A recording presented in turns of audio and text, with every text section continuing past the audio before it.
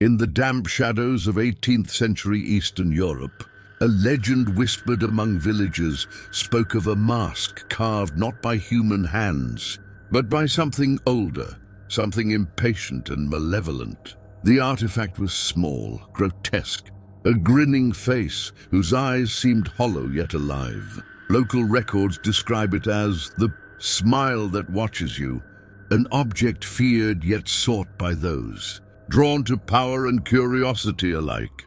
The mask's earliest known possessor, a forgotten monk named Elias Vanich, was said to have descended into madness within months, claiming the mask spoke to him, offering knowledge and demanding acts that no man of faith should commit. Elias's monastery chroniclers noted subtle changes in his demeanor, whispers in the chapel at midnight, footsteps echoing when no one was present, and drawings in the margins of prayer books that resembled twisted faces, laughing silently. Scholars now speculate that the mask was imbued with a ritual of old pagan cults, remnants of a religion eradicated by the church. It was not merely a mask, they claim, but a vessel, a conduit for something that hungered for influence and fear. Local folklore called it Grin of the Hollow, a name that would echo through history long after.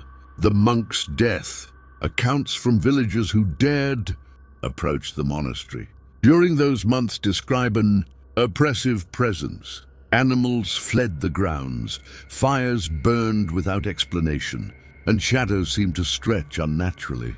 One witness, a baker's wife, swore she saw Elias's eyes burn like coals behind the mask, his voice twisting into tones that were not his own. She recalled him whispering, "I see everything that sleeps," before vanishing into the night with the artifact. No one saw him again alive, yet reports of horrific visions persisted for decades, linking the mask to death, despair, and inexplicable misfortune. Centuries later, the mask reappeared in archives of a private collector in Prague.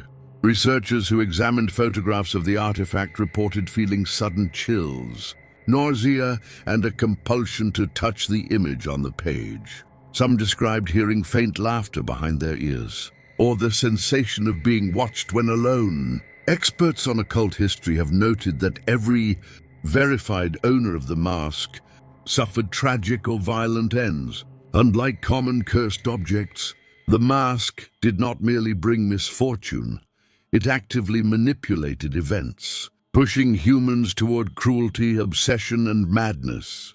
The first modern case traces to 1923 in Vienna. A professor of anthropology, Heinrich Faulkner, purchased the mask from an estate sale. Within weeks, Faulkner's lectures turned from academic curiosity to fevered rants about the eyes behind all masks and the knowledge that punishes. His colleagues recalled his transformations, his hands trembling while handling texts, his face contorting with expressions of both awe and terror. Late one night, a neighbor reported screams from Faulkner's apartment, and when authorities entered, they found him gone and the mask lying on the floor, grin wider than ever as if satisfied.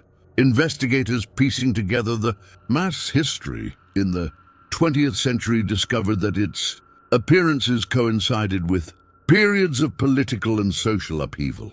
Survivors recounted its presence at private auctions, secret societies, and even among artists who vanished mysteriously.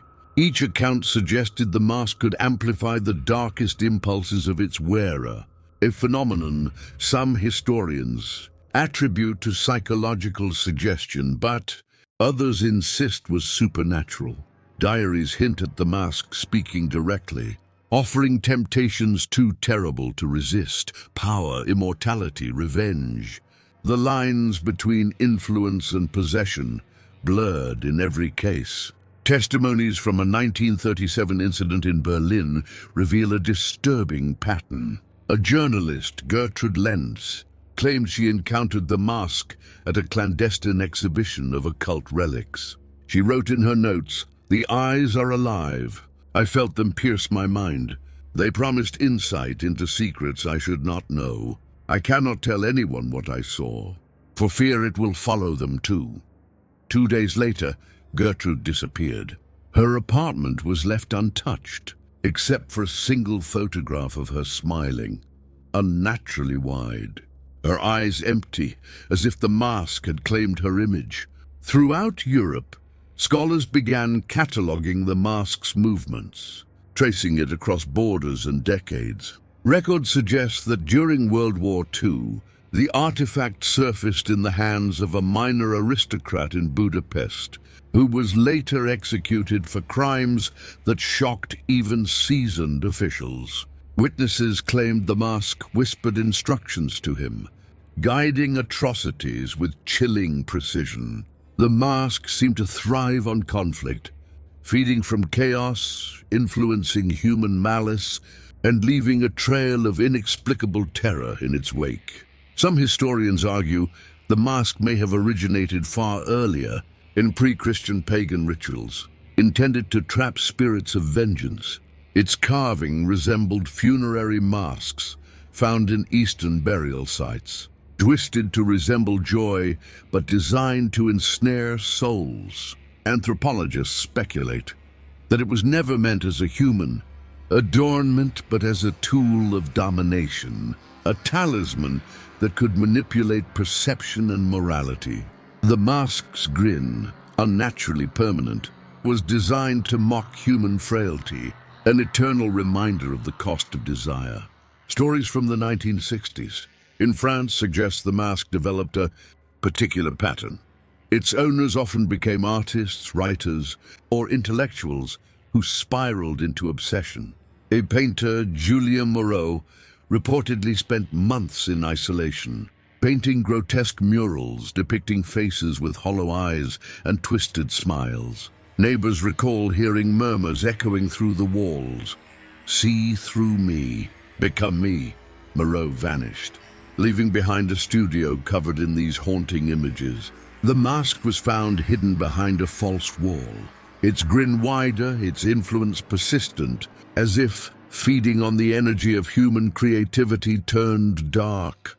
By the 1970s, the mask had entered the hands of a small circle of occult collectors in London. One member, a historian named Victor Haynes, documented its effect with meticulous care.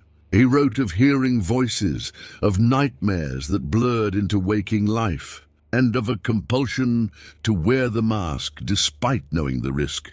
Haynes described a sensation of other eyes crawling across his skin, as if the mask not only watched but demanded submission. His notebooks detailed psychological torment escalating to violence, culminating in Haynes disappearing after reporting, "It wants me to finish its work." Eyewitnesses from the same period recount a chilling scene, a darkened gallery, flickering candlelight, the mask on display. Visitors swore they saw the grin widen when no one approached, and a faint echo of laughter filled the room. One security guard collapsed, insisting he felt unseen hands tug at his clothes. Psychologists later dismissed these claims as mass hysteria, yet the recurring theme of influence turning observers into complicit participants in their own fear suggests the mask's power extended beyond its wearer, seeding terror like a contagion. In Italy, archival evidence indicates that the mask surfaced in Florence during the 1980s in the possession of a recluse named Alessandro Venturi. Venturi's neighbors described strange nocturnal gatherings, masked figures chanting in the streets, and shadows that seemed to move independently. Investigators found Venturi's apartment abandoned, covered in grotesque sketches of distorted faces, all bearing a familiar grin. The mask itself had vanished. Rumors spread that the mask had a will of its own, choosing when and where to appear, orchestrating events with precision and malice. Accounts of encounters with the mask share a common psychological thread. Once seen, it is nearly impossible to forget. Victims report recurring visions, as though the mask's grin has burned itself into memory. Sleep becomes fragmented, nightmares relentless, and a sense of being followed intensifies. Psychiatric reports from survivors describe obsessive behavior, hallucinations, and unprovoked acts of aggression. It is as if the mask awakens latent darkness, drawing from the human psyche to strengthen its influence. Few who come into contact remain unchanged. A particularly harrowing case emerged in 1992, involving an antiques dealer in Moscow. The dealer, Sergei Ivanov, acquired the mask from a shadowy auction. Within days, he began speaking to unseen entities, documenting instructions in a meticulous journal. Neighbors reported hearing chanting, scratching, and muffled cries. When authorities searched his residence, the apartment was empty, except for the journal and the mask, now smeared with an unknown dark substance. Experts who examined the writings reported a sense of dread that lingered long after leaving the room, noting phrases like, "I am the mouth you must feed." Folklorists investigating the mask trace its symbols back to obscure pre-Christian cults in the Carpathian Mountains. These societies worshipped entities that demanded tribute in the form of human suffering. Masks carved in these traditions were tools of both ritual and control, used to channel violent impulses and manipulate participants. The grin itself is interpreted as a seal, binding the wearer to the entity's will. In this light, the mask is not merely cursed, it is functional. A conduit for forces beyond human comprehension, designed to perpetuate chaos through selective ownership. Interviews with surviving witnesses reveal that the mask appears to have preferences.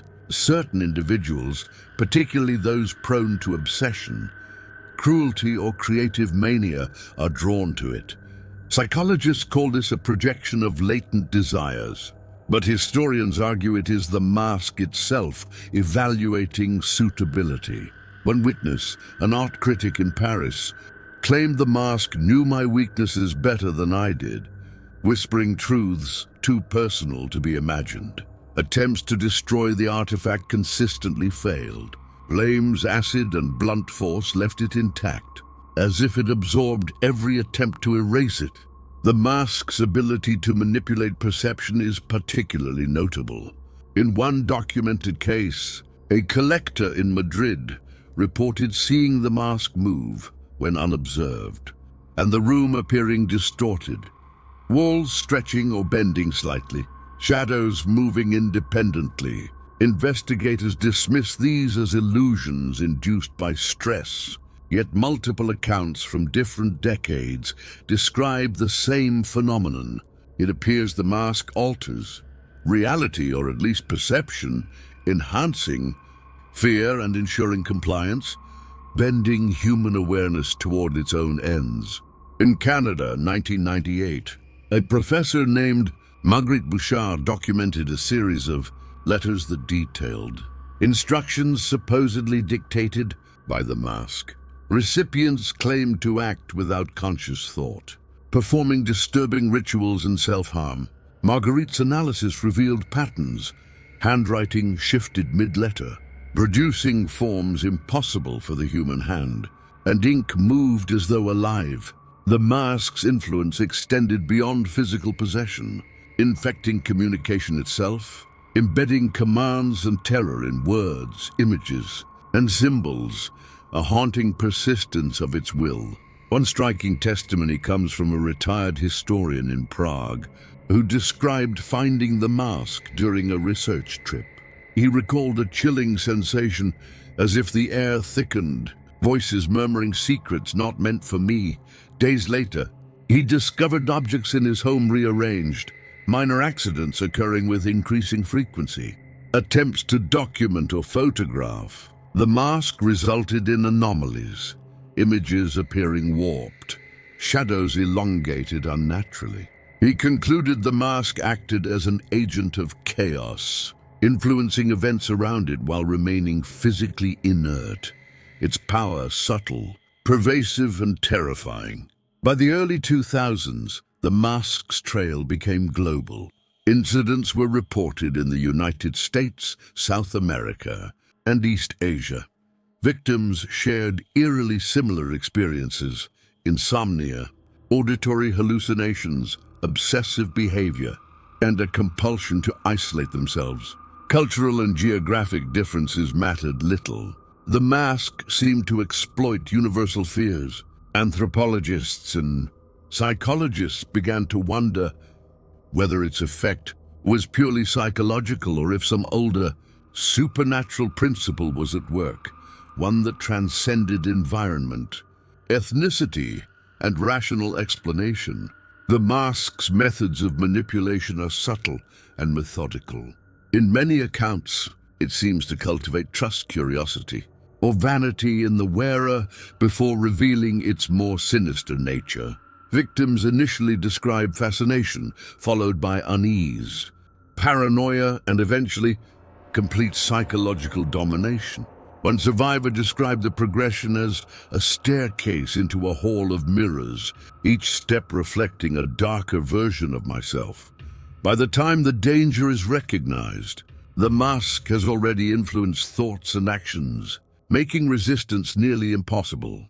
Researchers examining its effects on creativity note a pattern of obsession.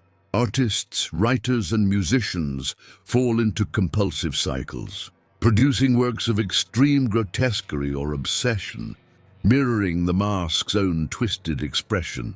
In one French case, a sculptor carved dozens of miniature grinning masks, each infused with a piece of his own sanity, which later deteriorated completely. The mask thrives on this, feeding from human mental energy, turning creativity into horror, obsession into reality, a predator invisible yet irresistible. During interviews with survivors, a chilling detail recurs. The mask's grin seems to adapt. Some describe subtle changes over time, teeth elongating, eyes darkening, expressions shifting toward more malevolent forms. Researchers suggest that if it is indeed supernatural, the mask is alive in a sense, responding to its environment, assessing the wearer and evolving. Such adaptive features elevate it from mere cursed object to something akin to a sentient predator, shaping fear and morality according to its inscrutable design. In 2005, a private investigator documented a case in New Orleans. The mask appeared in the home of a collector who hosted seances.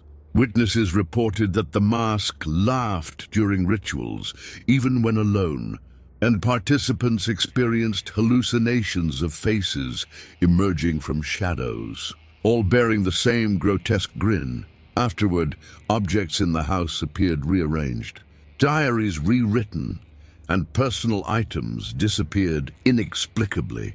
The mask acted not only as a catalyst for terror, but as an agent, shaping events and memories to fit a narrative only it understood. Accounts suggest the mask is drawn to vulnerability. The elderly, the isolated, and the ambitious are disproportionately affected, perhaps because of psychological susceptibility. One survivor, a retired librarian, described its effect as a slow unraveling, where thoughts once private began to surface involuntarily, prompting actions the person could neither justify nor recall clearly. Its influence often escalates subtly, making it difficult for external observers to intervene until catastrophic consequences emerge. Anthropological studies hint at a pattern. The mask's origin lies in a ritualistic fusion of artistry and malevolence. Early masks in the region were imbued with intent, using materials believed to hold spiritual resonance: bone, ash, and rare metals. Over time, the grin of the hollow became the apex of these traditions, deliberately designed to ensnare and amplify human vice. Its enduring presence across centuries suggests either a supernatural preservation or deliberate concealment by those who understood its dangers and were unwilling to destroy it. Eyewitness accounts from Asia describe similar phenomena. In Japan, a curator noted that the mask compelled attention, drawing observers closer, even against rational caution. Those who looked directly into its eyes reported overwhelming anxiety, nausea, and fleeting auditory hallucinations, a whispering voice that seemed to form words in their native tongue. The mask's reach, regardless of cultural context, supports the theory that its effects exploit fundamental human cognition, manipulating fear and curiosity at a core psychological level. In South America, a collector in Argentina reported that the mask caused violent dreams of ancient rituals and sacrifices.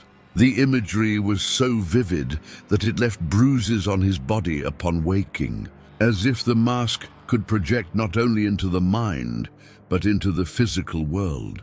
Over months, his behavior changed. Paranoia intensified. Isolation became extreme, and he attempted to hide the mask from anyone else. Despite precautions, the mask always resurfaced, suggesting mobility beyond human control, seeking new hosts and perpetuating its influence. Experts studying the mask have debated its agency. Unlike simple cursed objects, which passively bring misfortune, this mask demonstrates strategic manipulation. It appears to guide actions, engineer situations, and prey on weaknesses, often orchestrating the circumstances that lead to tragedy. In documented cases, it has caused indirect harm, accidents, disputes, and even self-inflicted violence, all seemingly designed to maximize fear, despair, and psychological collapse. One of the most disturbing features is the mask's apparent memory.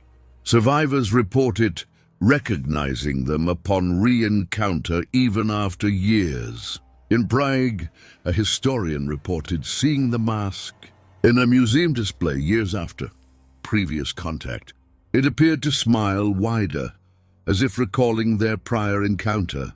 Attempts to rationalize this through coincidence fail against multiple accounts, suggesting that the mask possesses continuity, awareness, or some persistent essence bridging time and space. Some researchers propose that the mask's influence is cumulative. Each owner contributes energy, fear or obsession which the mask retains, amplifying its potency for future interactions. This could explain why the artifact's effects intensify over centuries, each encounter layering upon the last. Historical cases support this.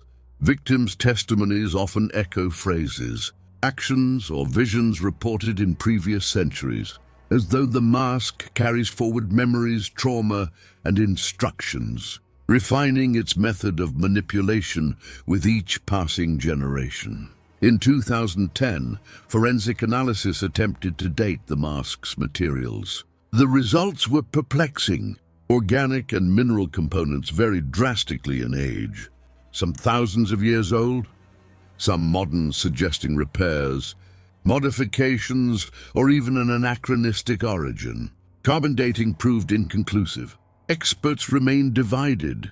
Either the mask is a centuries-old artifact maintained through care, or it is an object not entirely bound by normal temporal laws, existing partially outside conventional chronology. Modern psychological studies draw attention to the mask's seemingly universal effect. Anxiety, paranoia, and obsessive behavior emerge regardless of cultural background. Survivors describe an urge to obey, an internal compulsion amplified when attempting resistance. The mask is remarkably consistent.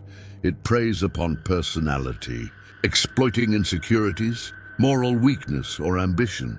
Its ability to manipulate thought, behavior, and perception is unmatched by any known artifact, prompting debate over whether its influence is supernatural, neurological, or some terrifying combination of both. A disturbing pattern appears in testimonies. The mask often arrives at critical life junctures. It appears when individuals face existential, ethical, or creative crossroads, presenting itself almost as an arbiter or tempter. Witnesses report an uncanny sense of inevitability, as if encountering the mask were preordained and refusing it impossible. The artifact seems to understand timing, awareness, and circumstance, exploiting human decision-making with precision and a cruel intelligence, leaving lasting consequences long after physical contact has ended. In 2015, a private collector in New York attempted to secure the mask in an underground vault. Security cameras recorded the mask appearing outside the vault for brief moments. Despite no human intervention, guards reported hearing whispers in empty corridors and feeling unseen hands brush past them. Attempts to study the mask under controlled conditions failed. It exhibited unpredictable behavior, sometimes moving on its own, sometimes resisting direct observation. The mask's agency, it seemed, could not be contained by walls or locks. The mask's influence extends to memory itself. Survivors report gaps in recollection, as if portions of time were erased or rewritten. Some experience sudden flashbacks to events that never occurred, or the repetition of visions from past owners. Historians suggest this implies not just manipulation of behavior, but of cognition, an ability to overwrite subjective reality. If true, the mask's danger is not only physical or psychological, but existential. It reshapes perception, memory, and ultimately identity itself. An analysis of crime reports linked to the mask suggests a chilling calculus. The artifact appears to escalate situations toward maximum horror. Individuals exposed often commit acts of cruelty or violence they would otherwise avoid. Patterns show indirect manipulation, disputes, accidents, and betrayals are orchestrated in ways that maximize psychological torment. The mask's effect is strategic, not random, indicating deliberate intent, an intelligence seeking to propagate fear, suffering, and obsession across generations. A final 20th century case in Berlin highlighted the mask's persistent adaptability. A writer named Matthias Kraus acquired it, documenting nightly interactions.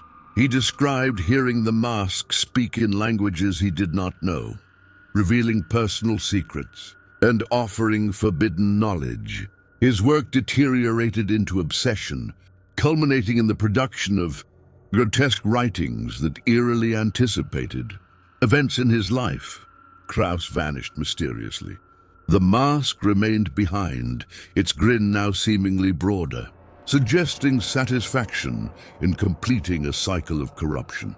By now, historians, psychologists, and occultists agree the mask is no ordinary object. It functions as predator, manipulator, and teacher of terror, adapting its methods to suit the vulnerabilities of its victims. Its history spans centuries, continents, and cultures, leaving devastation and mystery in its wake. What begins as curiosity evolves into obsession, and what appears as ownership is, in truth, surrender. The mask's grin endures, a silent witness and orchestrator of human darkness, waiting for the next chapter in its interminable story. In 2018, a collector in Tokyo, Yasuo Nakamura, became the latest documented possessor of the mask. From the moment it entered his home, subtle anomalies began. Locks stopped and restarted at odd intervals.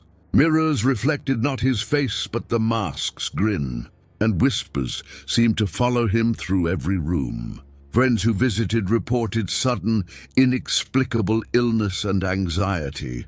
Yasuo's journal entries described nights spent awake, unable to distinguish reality from visions, and an unrelenting compulsion to document every moment of the mask's presence, as though doing so might stave off an inevitable catastrophe.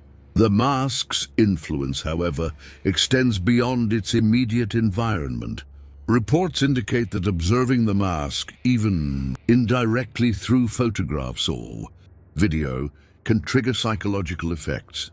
Researchers note that those who viewed images of the mask experience vivid nightmares, intrusive thoughts, and a creeping sense of dread. This propagation mechanism has allowed the artifact to reach victims who have never physically encountered it, suggesting it operates as both object and idea. Mimetic predator feeding on fear and curiosity, perpetuating its legacy in the minds of the unwary. Interviews with survivors reveal that the mask communicates in subtle ways, using suggestion, visual cues, and auditory hallucinations. It does not merely demand obedience. It shapes thought, morality, and perception. Victims report hearing phrases in their own voice, witnessing impossible movements of objects, and experiencing emotions that feel alien yet intimately theirs. One recurring motif is the sense that the mask understands the deepest fears and desires of each individual, leveraging them to create a unique pattern of torment, meticulously tailored to break the human spirit. In an extraordinary case in Buenos Aires, 2019, the mask appeared during a storm, delivered to a private residence with no explanation. The owner, a retired psychologist, documented episodes of auditory hallucinations, objects moving against gravity, and an overwhelming sensation of being observed. Days later, a local news crew captured footage of shadows moving independently in the home. Images warped with unnatural distortions. Experts analyzing the footage reported unease, nausea, and an inexplicable sense of being watched. Even digital media could not contain the mask. It defied conventional reality. The mask's final appearances suggest it functions with long-term strategy.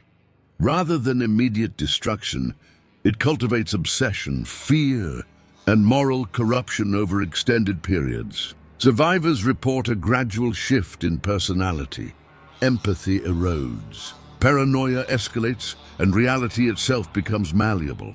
By the time intervention occurs, the individual is often irrevocably changed, and the mask has moved on. Its life cycle appears calculated, with patience beyond human comprehension, using each host as a conduit to perpetuate its influence while remaining physically unscathed. Experts examining the mask's origin converge on a disturbing theory. It is an artifact of predatory intelligence, possibly created to manipulate humanity across generations. Its earliest known creators, the pagan cults of Eastern Europe, may have intended it as a vessel to preserve knowledge and power, but it evolved beyond their control. Centuries of documented cases suggest the mask has learned, adapted, and refined its methods, surviving wars, social upheavals, and modern scrutiny. It is no longer a tool. It is a sentient agent of fear, whose objectives remain inscrutable and horrifyingly consistent. In reflection, the mask is more than a historical curiosity. It is a mirror of human darkness. Each account demonstrates how desire, ambition, and curiosity can be twisted, weaponized by an artifact that understands and exploits these traits. The mask does not act randomly. It calculates, observes, and selects its victims with precision. Its grin, unchanging yet ever adapting, represents the unyielding persistence of evil when entwined with human weakness. Across centuries, it has remained patient, unrelenting, and terrifyingly intelligent. The mask's story challenges the boundary between legend and reality. Scholars, psychologists, and survivors all testify to experiences that defy conventional explanation, temporal anomalies, perceptual distortions, and moral corruption. Its endurance suggests it will continue to emerge, cyclically influencing human lives. The question is not if it will appear, but when, and who will become its next unwitting host. Its existence is a reminder that the darkest forces often operate silently, invisibly, and patiently, waiting for the precise moment to exert their influence. Today, the mask remains unaccounted for, Its most recent sightings are fragments of rumors, photographs and unverifiable testimonies. Yet the pattern is clear. Those who encounter it rarely remain untouched. They describe the same effects: obsessive thoughts, moral deterioration, and an unshakable dread. Whether artifact, sentient entity, or psychological contagion, the mask embodies the terrifying truth that some forces, once engaged, cannot be undone. Its grin, immortal and calculating, is a warning written across centuries. Curiosity, when coupled with darkness, carries consequences beyond imagination. The story of the mask concludes not with resolution, but with observation. It persists as a testament to human susceptibility, to the delicate line between fascination and obsession, between knowledge and destruction. Its history spans centuries, leaving an indelible mark on every life it touches. While tangible evidence is scarce, the testimonies, disappearances, and inexplicable events form a chilling tapestry. In the end, the mask's power is enduring because it preys on the mind, shaping reality subtly, invisibly. The grin remains, eternal watching, waiting, and in that eternal watch, the true horror of the mask is revealed. It is not the object that terrifies, but the human it chooses to consume.